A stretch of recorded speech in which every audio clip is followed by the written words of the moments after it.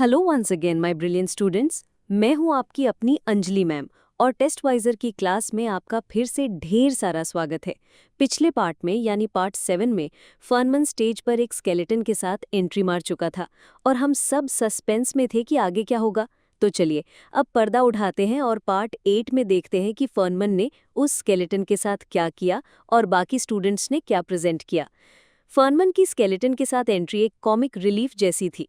पूरा स्कूल जोर जोर से हंस रहा था। ऑडिटोरियम का सीरियस माहौल एकदम लाइट हो गया था। लेकिन ये लेविटी यानी हल्का फुल्कापन जल्द ही इवेपोरेटेड यानी गायब हो गया जब फर्नमन ने बोलना शुरू किया। उसकी आवाज़ एकदम क्लियर और प्रिसाइज थी और उसमें एक strong sense of the dramatic था। वो एक बॉर्न परफॉर्मर था। बड़ी शांति से उसने ऑडियंस को बताया कि ये एक फीमेल स्केलेटन है और फिर उसने मारा अपना मास्टर स्ट्रोक। उसने कहा, but he could not say with any assurance whether she had been Chinese or French or German or Greek, nor could he say if she had been brown or white or a mixture of both. उसने कहा कि वो ये नहीं बता सकता कि ये स्केलेटन किसी चाइनीज़, फ्रेंच, जर्मन या ग्रीक औरत का है। ना ही वो ये बता सकता है कि उसकी स्किन का रंग ब्राउन था या वाइट। और यहाँ उसने अपनी बात को ब्रदरहुड ऑफ मैनकाइंड की थीम से जोड़ दिया।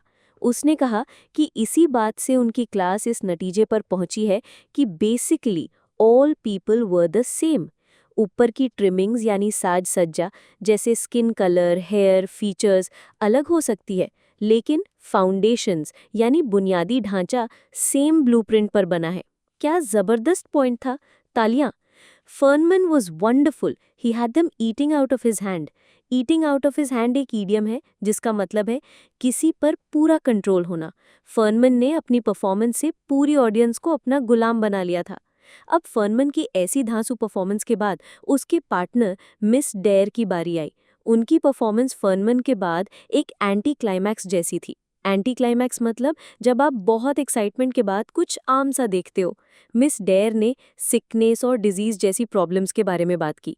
उनका पॉइंट अच्छा था, पर फर्नमन ने स्टैंडर्ड इतना हाई सेट कर दिया था कि उनकी परफॉर्मेंस थोड़ी फीकी लगी। नेक्स्ट आती हैं मिस डॉड हिस्ट्री पर बोलने। वो द रेफॉर्मेशन इन इंग्लैंड के बारे में बताती हैं।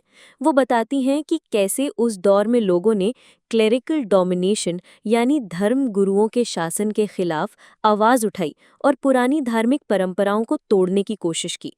और इसी संघर्ष से धीरे धीरे टॉलरेंस यानी दूसरे धर्मों और संस्कृतियों के लिए सहनशीलता का आइडिया पैदा हुआ। अब तक सब अच्छा चल रहा था, पर अब आने वाला था एक और झटका। Denham's report was a bit of a shock. Denham, जो पीटी एंड गेम्स पर बोलने वाला था, उसने आते ही बॉम्ब फोड़ दिया। उसने पीटी क्लासेस के जनरल पैटर्न को सिवियरली क्रिटिसाइज्ड यानी बुरी तरह से आलोचना की। उसने पीटी को बेकार और पॉइंटलेस कह दिया था। अब डेनहम ने ऐसा क्यों किया, उसके क्या पॉइंट्स थे और टीचर्स ने इस पर क्या रिएक्ट किया, ये सब जानने के लिए आपको अगले पार्ट का इंतजार करना पड़ेगा। इतने सारे इडियम्स, इतने सारे हिस्टोरिकल रेफरेंसेस, बोर्ड एग्जाम में इन सबको समझना और सही से लिखना एक चैलेंज हो सकता है। पर जब तक आपके पास है www.testwiser.com, तब तक हर चैलेंज आसान है। टेस्टवाइजर पर आपको इस चैप्टर के हर इडियम का आसान मतलब, हिस्टोरिकल इवेंट्स की short summary, PYQs, DPPs, test series, video lectures सब कुछ मिलेगा।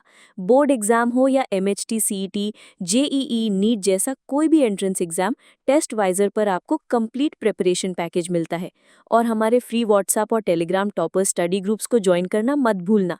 लिंक नीचे डिस्क्रिप्शन में है। यहाँ डेली अपडेट्स, नोट्स और डाउट सॉल्विंग चलती रहती है। चलिए अब देखते हैं इस सेक्शन से बोर्ड एग्जाम में क्या क्वेश्चंस बन सकते हैं। ये सेक्शन लॉन्ग आंसर क्वेश्चंस और explain the sentence type questions के लिए बहुत इंपॉर्टेंट है। Describe Fernman's dramatic presentation on physiology. What was the message he conveyed. ये 4 मार्क्स का सबसे इंपॉर्टेंट क्वेश्चन है। Miss Dare's contribution was something of an anticlimax. Explain why. What was the main point of Miss Dodd's report on history? Why was Denham's report a bit of a shock? तो ये था chapter 17 का वो हिस्सा जहां फर्नमन ने महफिल लूट ली और डेनहम ने बवाल खड़ा कर दिया। डेनहम की पीटी पर इस बहस का क्या अंजाम हुआ, ये हम देखेंगे अगले वीडियो में यानी पार्ट 9 में। तो जल्दी से टेस्टवाइजर चैनल को सब्सक्राइब कर लीजिए, इस वीडियो को लाइक कीजिए और बेल आइकन को प्रेस कर दीजिए ताकि आप ये एक्साइटिंग पार्ट मिस ना करें। और कमेंट करके बताइए आपको फर्नमन की प्रेजेंटेशन में सबसे अच्छा क्या लगा। मिलते हैं नेक्स्ट पार्ट में, तब तक पढ़ते रहो और आगे बढ़ते रहो with Testwiser. Bye bye and take care. www.testwiser.com. Testwiser is a digital learning platform designed for students to prepare for board and competitive exams, offering chapter-wise tests and full-length mock tests. Study material like video, PDF notes, DPP, MCQ, theory, and most important, Maharashtra engineering admission counseling across multiple domains.